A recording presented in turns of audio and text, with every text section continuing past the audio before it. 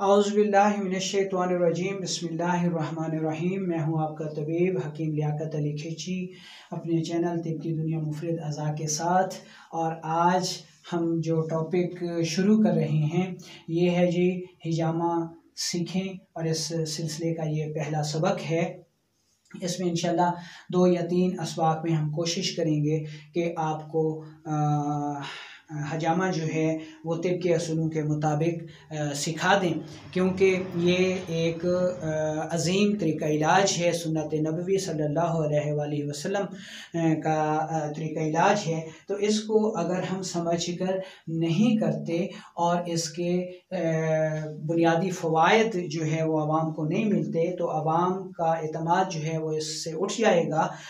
तो खुदा न खास्ता हमारी कम इल्मी कोताही की वजह से अगर इस अज़ीम सुन्नत तरीक़ा इलाज से रिज़ल्ट नहीं मिलते तो हम उसके ज़िम्मेदार होंगे। इसलिए हमें इसको सोच समझ कर और इस पर मुकम्मल अबूर हासिल करके इसे करना चाहिए। तो अपने टॉपिक की तरफ बढ़ने से पहले आपसे गुजारिश है कि अगर आपने हमारा ये चैनल सब्सक्राइब नहीं किया तो जल्दी से इसे सब्सक्राइब कर दें और साथ लगे घंटे के बटन को भी दबा दें, ताकि तिब व सेहत के मौजू पर हर नई आने वाली वीडियो आपको सबसे पहले मिल सके। तो दोस्तों, सबसे पहले हम इसकी तारीफ़ कर लेते हैं कि हिजामा जो है वो तिबी तरीक़ा इलाज है, जिससे जिस्म इंसानी में मौजूद खून से फासिद मादों को निकाला जाता है, यानी खून को फासिद मवाद से पाक किया जाता है, जिससे हर किस्म के अमराज से शिफा मिलती है। मुख्तसरन तौर पर फासिद मवाद का खून से अखराज, जिससे अमराज दूर हो जाते हैं, इसको हम हिजामा कहते हैं। तो अब हम हजामा की तिबी जो है वो तारीफ़ कर लेते हैं कि हजामा की तिबी तारीफ़ क्या होगी। दोस्तों, हजामा भी एक तिब है, ठीक है जी। और तिब की तारीफ़ ये है कि ऐसा इल्म जिसमें हालत सेहत और हालत मर्ज़ से बहस की जाए, ठीक है, हालत सेहत और हालत मर्ज़, वो इल्म तिब कहलाता है। तो अब हजामा भी चूँकि एक तिब है, तो इसलिए हम हजामा की तिबी तारीफ़ ये कर सकते हैं कि हजामा वो तिबी इल्म है जिसकी तारीफ़ ये है कि अगर जिस्म में सेहत है तो उसको कायम रखा जाए, और अगर हालत मर्ज़ है तो उसका इलाज करके सेहत को जल्द अज जल्द बहाल किया जाए। इस हवाले से हम हिजामा को जो है वो 2 इकसाम में तकसीम कर सकते हैं। नंबर 1 हजामा हिफ्ज़ान सेहत, और नंबर 2 हजामा इलाजिया। अब हजामा हिफ्ज़ान सेहत क्या है? हजामा हिफ्ज़ान सेहत ये है कि अगर जिस्म में हालत सेहत है तो इसको कायम रखा जाए। इसको कायम रखने के लिए हमें हजामा हिफ्ज़ान सेहत को अपनाना होगा। और हजामा हिफ्ज़ान सेहत क्या है कि सेहत की हालत में हजामा कराया जाए ताकि अमराज पैदा ही ना हो सकें। इसको फिटनेस हिजामा भी कहा जाता है। और इस हिजामा की इस किस्म को हम महीने में 1 बार या हर 2 माह बाद या हर 3 माह बाद जो है वो लगवा सकते हैं, ताकि हमारे जिस्म में पैदा होने वाला फासिद मवाद जिस्म से अखराज पा जाए और मर्ज़ पैदा ही ना हो। इसको हम सुन्नत तारीखों में लगवा सकते हैं। इसको फिटनेस हिजामा भी कहा जाता है। अब दूसरी किस्म इसकी है हिजामा इलाजिया, कि अगर जिसमें मर्ज़ पैदा हो गया है तो जल्द अज जल्द इलाज से उसको दूर करके सेहत बहाल की जाए। अब अगर जिस्म में मर्ज़ पैदा हो गया है तो ऐसी सूरत में हम किसी भी वक्त किसी भी टाइम जो है वो हजामा करके सेहत को बहाल कर सकते हैं। तो इसको हजामा जो है वो इलाजिया कहा जाता है। इस हवाले से हिजामा की ये 2 तारीफ़ें हो गई। अब हम हिजामा की जो है वो इस्तिलाही यानी लुग़वी मानी को देखते हैं। ठीक है जी। हिजामा के लुग़वी मानी है जी चूसना या खींचना। इसके लिए जो अरबी इस्तिलाह इस्तेमाल होती है उसको मसासा कहते हैं यानी चूसना कहते हैं। ठीक है जी। ये जो है वो हजामा का तिबी तारीफ लुग़वी मानी इसके थे। तो अब हम नबी अकरम सल्लल्लाहु अलैहि वसल्लम के फरमान की रोशनी में हजामा की अहमियत को देखते हैं। फरमान नबवी है कि शिफा जो है वो 3 चीज़ों में है। कौन कौन सी? नंबर 1 हजामा के कट में। ठीक है जी। ये नबी अकरम सल्लल्लाहु अलैहि वसल्लम का जो है वो पसंदीदा इलाज है। इसको नबी अकरम सल्लल्लाहु अलैहि वसल्लम ने ना सिर्फ खुद लगवाया बल्कि अपनी उम्मत को भी इसके लगवाने की हिदायत की हुक्म दिया। नंबर 2 शहद। शहद के पीने में भी शिफा है और इसमें तरगीब दी गई है दूसरी दवाओं से भी इलाज में, जैसा कि कलवंजी है और कुस्ते शेरी है, मेहंदी है, अनार है। ये तिब नबवी सल्लल्लाहु अलैहि वसल्लम में आते हैं। तो इसका मतलब ये है कि शिफा के दूसरे ज़राए भी हैं जिनसे शिफा हासिल हो सकती है। तीसरी चीज़ जिसको नबी अकरम सल्लल्लाहु अलैहि वसल्लम ने फरमाया वो है आग के दागने में, यानी आग के दागने में भी शिफा है, लेकिन इसको नबी अकरम सल्लल्लाहु अलैहि वसल्लम ने नापसंद फरमाया। तो अब हमारे सामने 3 चीज़ें आ जाती हैं। नंबर 1 हिजामा के कट में, तो नबी अकरम सल्लल्लाहु अलैहि वसल्लम ने हिजामा को बहुत ज़्यादा पसंद फरमाया। दूसरी है हजामा के अलावा शहद के पीने में भी शिफा है और ये चीज़ जो है वो इलाज मुआलजा के ज़ुमरे में आती है, यानी कलवंजी, कुस्ते शीरी, अनार वगैरह। इसके बारे में भी नबी अकरम सल्लल्लाहु अलैहि वसल्लम ने हमें इलाज की तरगीब दी है। और तीसरी चीज़ जो है वो आग के दागने में है, लेकिन इसे नबी अकरम सल्लल्लाहु अलैहि वसल्लम ने सख्त नापसंद फरमाया है। और आज के दौर में जबकि दूसरे ज़राए मौजूद हैं तो फिर आग के दागने को इख्तियार नहीं किया जाना चाहिए। तो इस सिलसिले में हमें जो फरमान नबवी सल्लल्लाहु अलैहि वसल्लम में मिलता है वो ये है कि हजामा के कट में ये नबी करीम सल्लल्लाहु अलैहि वसल्लम का पसंदीदा इलाज हो गया। शहद के पीने में यानी जड़ी बूटियों से भी इलाज की तरगीब मिलती है। और तीसरी चीज़ आग के दागने में महदूद पैमाने पर इसकी इजाज़त है, लेकिन उसको फिर साथ नापसंदीदा भी करार दिया गया है। ठीक है जी। अब सेहत की हालत में और ये सारी चीज़ें आ गई, तो अब हम ये देखते हैं कि हजामा जो है, हजामा की ज़रूरत कब पड़ती है। ठीक है जी। अच्छा, बात ये है कि हजामा की जो हमने तारीफ पढ़ी वो है जी खून को फासिद मवाद से साफ करना। दोस्तों, खून में हमारे जिस्म के हर ज़रे की खुराक पाई जाती है। हमारा सारा जो जिस्म है ये खुलियात से बना है। ये खुलियात 4 हैं। इन खुलियात से बाफ्तें बनती हैं, बाफ्तें भी 4 हैं। ठीक है। इन बाफ्तों से अज़ा बनते हैं और अज़ा भी 4 हैं। ठीक है जी। अब कौन कौन से 4 अज़ा हैं? नंबर 1 हड्डी, नंबर 2 दिल, नंबर 3 जिगर और नंबर 4 दिमाग। ठीक है जी। हड्डी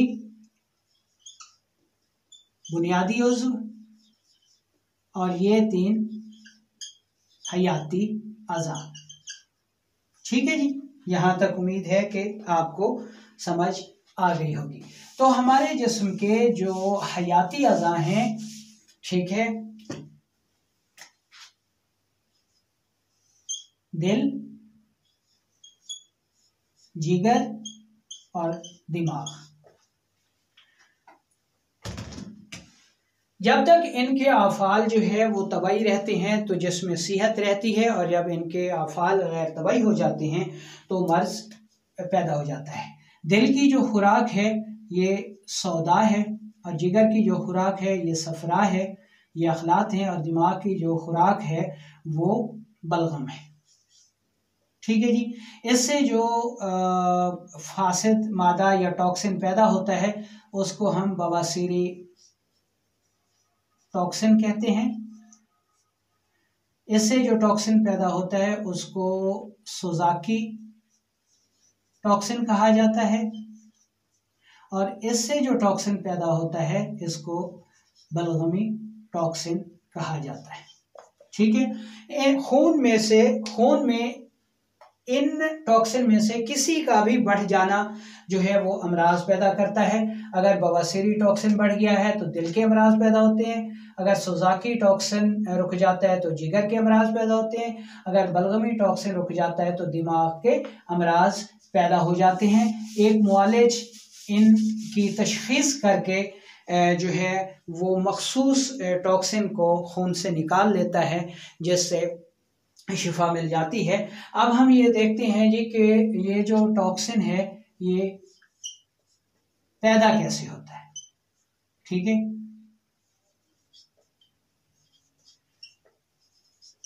यानी अब हमारा ये सवाल है कि ये जो टॉक्सिन है जिनका हमने जिक्र किया ये कैसे पैदा होता है। दोस्तों, हमारा खून ही पूरे जिस्म को जो है वो खुराक फराहम करने का जिम्मेदार है, और यही खून ही फासिद मवाद को भी खारिज करता है। इसको आप शरियान समझ लें जिसमें साफ खून होता है जिस्म के लिए। ठीक है जी। अब हमने कहा खालिस खून जो है वो कभी भी अज़ा की खुराक नहीं बनता, बल्कि रतूबात की शक्ल में तरशे पाता है, जिनसे इन अज़ा के जो खुलियात हैं वो अपनी खुराक हासिल कर लेते हैं और अपना फासिद मवाद छोड़ देते हैं। जब ये अपना फासिद मवाद छोड़ते हैं तो ये जो हैं ये वरीदें हैं, ये इनको वापस ले जाती हैं ख़राब खून को, और ये ख़राब खून जो है वो जिस्म के मुख्तलिफ हिस्सों में, फेफड़ों में, गुर्दों में, जल्द के ज़रिए साफ़ होता है। अब ये टॉक्सिन पैदा कैसे होता है ये जनाब समझ लें, इनको हम कह देते हैं खुलियात।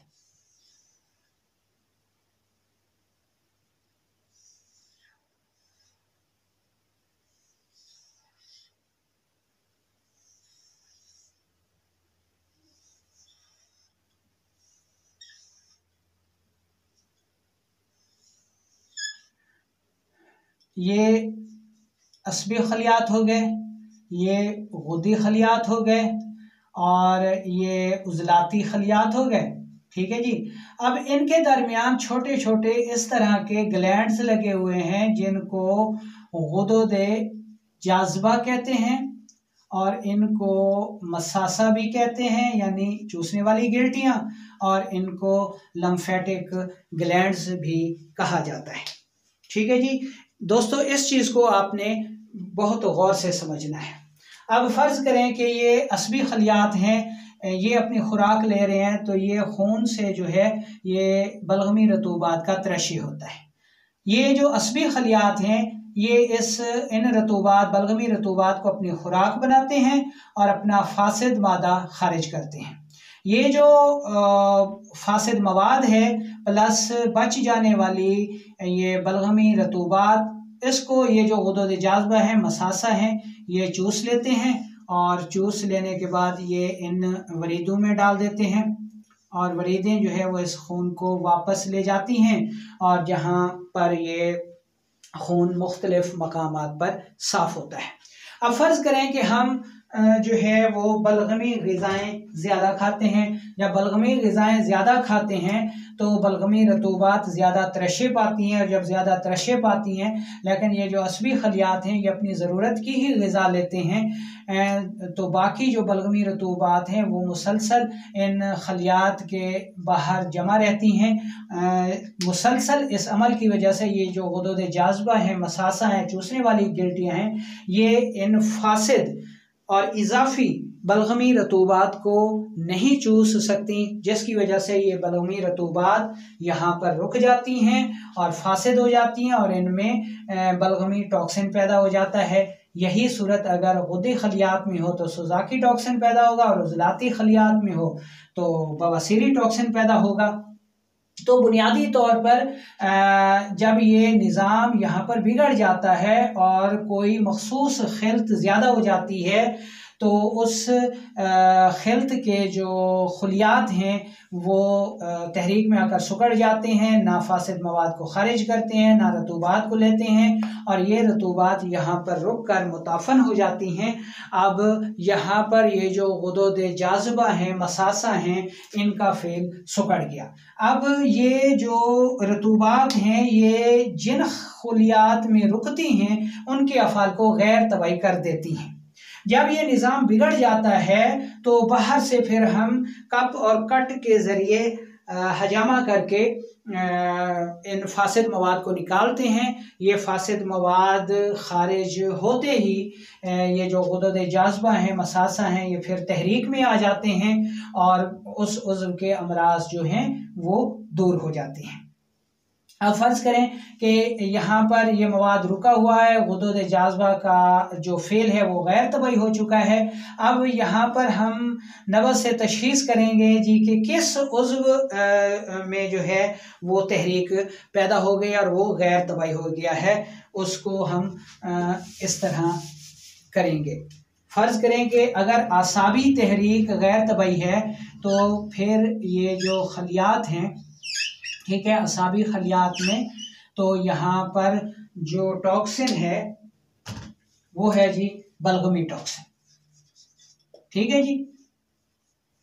अब जब बलगमी टॉक्सिन या बलगमी रतूबात दिमाग व आसाब में रुकी हैं तो ये दिमाग का जो फेल है ये गैर तबाही हो गया है और जिसमें मर्ज पैदा हो गया है।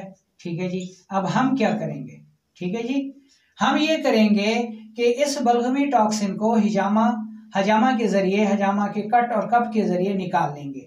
जैसे ही ये बलगमी टॉक्सिन निकलेगा, दिमाग व असाब के जो अफ़ाल हैं, ठीक है जी, ये तबाही हो जाएंगे और जिस्म को सेहत मिल जाएगी। ठीक है जी। तो दोस्तों ये था हजामा का जो है एक मेकनिज़म। इंशाअल्लाह अगले लेक्चर में हम इसको मज़ीद डिटेल के साथ आपको समझाएंगे। ये एक मुख्तसर तौर पर एक बुनियादी तारुफ था हजामा का तिब के ज़रिए, कानून मुफरद अज़ा के ज़रिए। ठीक है। तो नेक्स्ट जो हमारा ये लेक्चर होगा उसमें हम मज़ीद गहराई में जाकर इसको पढ़ेंगे। हमारे साथ रहिएगा।